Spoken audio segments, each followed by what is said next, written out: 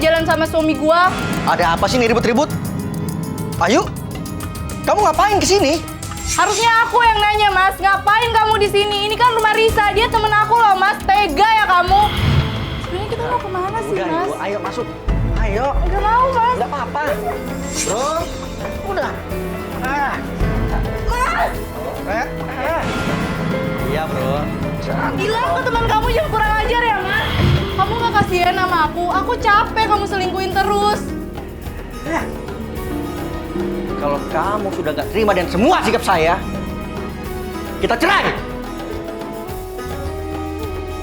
Dan barang siapa yang mendurhakai Allah dan Rasul-Nya dan melanggar ketentuan-ketentuannya, niscaya Allah memasukkannya ke dalam api neraka, sebab dia kekal di dalamnya, dan baginya siksa yang menghinakan. Quran Surat An-Nisa ayat 14.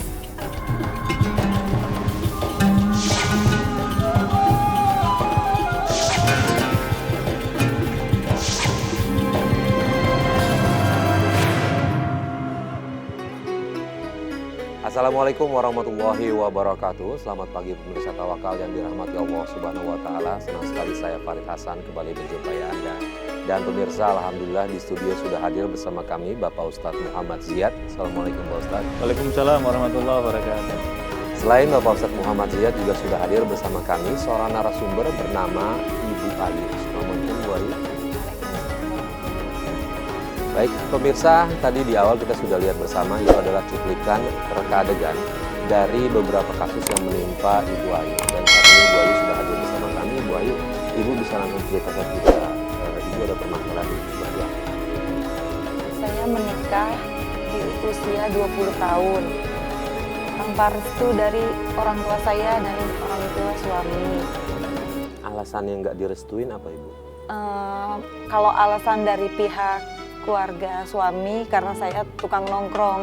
Kalau pihak suami ke saya karena suami playboy, genit sama perempuan-perempuan. Menurut keluarganya Ibu. Iya. Tapi dalam kesehariannya selama pacarannya emang begitu dia? Iya, Terus kenapa mau menikah? Tahu kalau dia tabiatnya seperti itu? karena kita sudah nekat karena saling cinta dan akhirnya nekat kita hamil duluan juga. Astagfirullah, ini Ibu teman tongkrongan atau bukan? Teman satu rumah. Maksudnya? Kita satu lingkungan, teman Oh, satu rumah. Iya, lingkungan, teman gitu. iya. Terus kemudian menikahnya itu keluarga sudah tahu kalau Ibu mohon maaf hamil duluan. Iya sudah. Akhirnya kita menikah karena hamil duluan itu. Ya walaupun masih terus tanpa restu dari kedua belah pihak. Kita jalanin semuanya, Mas. Nah artinya gini, Ibu sama suami Ibu menikah tanpa restu dari kedua belah pihak. Terus kemudian bagaimana pada saat proses pernikahannya? Resmi atau tidak resmi? Resmi, Mas. Resmi. Nah ini Iya. bagaimana wali nikahnya segala macamnya? Ya akhirnya kita mendapat ya restu tidak restu ya nikah resmi sampai ada acara pesta-pesta juga dimeriahkan. Karena Ibu sudah terlanjur hamil. Iya gitu ya. benar. Baik, Pak Ustadz, sebelum kita jauh lagi ya Ibu ya, saya mau tanya Pak Ustadz, ini kan pernikahannya tanpa restu kedua orang tua masing-masing, tapi karena memang akhirnya dinikahkan karena sudah hamil duluan. Iya. Nah ini sebenarnya adalah peringatan juga nih buat muda-mudi yang mungkin masih pacaran, gimana caranya agar menjaga untuk tidak terjadi hal seperti itu. Iya, para pemirsa yang dirahmati Allah, dari kisah Mbak Ayu ini memberi pelajaran kepada kita pentingnya berhati-hati bagi adik-adik kaum muda-mudi. Harus ingat apa sih sesungguhnya tujuan pernikahan itu. Kita lihat kalau di dalam kitabnya Imam Abu Ishaq Ash-Shatibi dalam Al-Muwafaqat menjelaskan bahwa salah satu daripada tujuan pernikahan itu adalah untuk menjaga maqasidus syariah. Apa itu maqasidus syariah? Maqasidus syariah itu ada 5 hal tuntunan menjaga. Saya tidak menjelaskan yang kelima, tetapi salah satu di antaranya itu adalah pada konteks hifdzun nasl, menjaga keturunan. Mengapa keturunan dijaga? Karena inilah yang membedakan harkat antara manusia dengan makhluk yang lainnya dari binatang. Maka menjaga keturunan ini pintunya apa? Pintunya adalah pernikahan. Dan pernikahan seperti apa yang diridhoi? Kalau kita buka di dalam banyak tuntunan fikih memberikan penjelasan. Salah satunya adalah bagaimana kita mendapatkan ridho dari orang tua. Mengapa penting ridho orang tua? Harus diingat bahwa anak ini adalah dilahirkan, dibina, dididik, dibesarkan orang tua, maka tidak sepatutnya kemudian orang tua dikecewakan dan kemudian kecewa atas perilaku anaknya. Maka ridho yang penting. Yang kedua, mengapa pernikahan itu harus mendapatkan ridho? Karena orang menikah itu bukan hubungan antara pihak laki-laki, pihak perempuan, tetapi ini akan menggabungkan pernikahan dua keluarga besar, menggabungkan tali silaturahim dua keluarga besar, dan masing-masing saling meridhoi supaya apa? Doanya ini loh yang menjadi penting. Tetapi kan menjadi persoalan lain, karena kasus Mbak Ayu ini kan yang sering dikenal dengan istilah MBA itu, Married by Accident. Sudah terlanjur, mau apa gitu loh. Maka akhirnya kemudian pilihannya adalah akhirnya dengan terpaksa kemudian dilaksanakan. Ini adalah contoh tidak baik pada para pemirsa yang tidak perlu ditiru. Tetapi yang kita dorong untuk Mbak Ayu adalah bagaimana mentaubati nanti di kemudian mungkin ceritakan sampai di sana. Tetapi pernikahan memang Imam Syafi'i menjelaskan ketika sudah terjadi semacam ini kemudian nikahnya sah gitu loh. Tetapi ada persoalan baru nanti. Persoalan barunya apa? Persoalan barunya adalah ketika anak sudah lahir, ayah tidak bisa menjadi wali daripada anaknya. Sampai segitu. Kalau anaknya perempuan, maka ayahnya tidak bisa menjadi wali. Karena bukan dari tadi dalam konteks tadi itu. Secara keluarga. Apalagi nanti kalau kemudian punya anak lagi, kemudian lahir perempuan, laki-laki di kemudian hari ayahnya misalkan mendahului kehidupan ini, maka kan walinya kan akhirnya kan menjadi saudara. Anak laki-laki tadi tidak bisa menjadi wali daripada saudari perempuannya karena tadi itu perbedaan tadi itu. Jadi para pemirsa jauh sesungguhnya ada hikmah dari semuanya ini memberikan pelajaran pentingnya menjaga, karena itulah jangan sampai pergaulan itu melampaui batas yang kemudian akhirnya melanggar kemuliaan agama dan kelak juga akan merugikan dari hubungan keluarga ini. Dan Mbak Ayu merasakan sendiri dari kisah selintas tadi. Mbak Ayu setelah menikah, lalu bagaimana kehidupan rumah tangga Mbak Ayu? Makin neraka, Mas.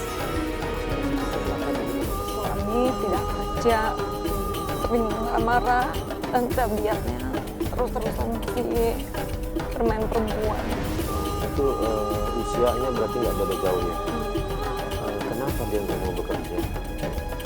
Kalau saya semangatin, saya dorong dia dengan alasan nggak ada duit untuk melamar, nggak ada buat jalan ongkos, kayak gitu aja, Mas.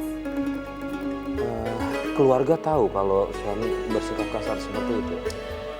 Keluarga dari dia tahu, tapi kalau dari keluarga saya nutupin supaya nggak kelakuan dia jangan sampai kedengeran karena memang udah nggak direstuin kan, Mas. Terus kemudian sampai kapan dia nggak bekerja? Akhirnya dia kerja juga. Ya saya semangatin, saya puasa juga, sholat supaya pintu hati kebuka, mau bekerja. Habis kalau nggak bekerja kan makin gede anak kan. Iya. Kebutuhan biar hidup juga makin besar. Mas, ya, dia mau bekerja juga. Ya, alhamdulillah kerja. Tapi setelah bekerja banyak uang, bukannya berubah, malah makin kasar sama saya. Saya dianggapnya sampah, yang hanya ngurusin dia, anak-anak, uang ngasih seadanya. Dia berbuat kasar biasanya pada saat apa ya? Ya kalau saya lagi minta uang karena kebutuhan sakit atau biaya misalnya untuk biaya listrik, gaji pun saya nggak pernah dikasih tahu berapa, jadi setiap harinya 30, 50 saya terima. Kalau saya minta kasih tahu kayak gitu, marahan dia. Saya dipukul, ditendang di depan anak-anak. Iya. Betul, kita sangat prihatin ya. Jadi kita prihatin dan kita Mbak Ayu sebenarnya sudah ada ikhtiar baik. Yang pertama mengaku yang lama tadi kesalahan itu, kemudian kan berusaha menjalankan tuntunan agama. Tetapi kan pihak suami saya tidak tahu bagaimana praktek keagamaan dari suami.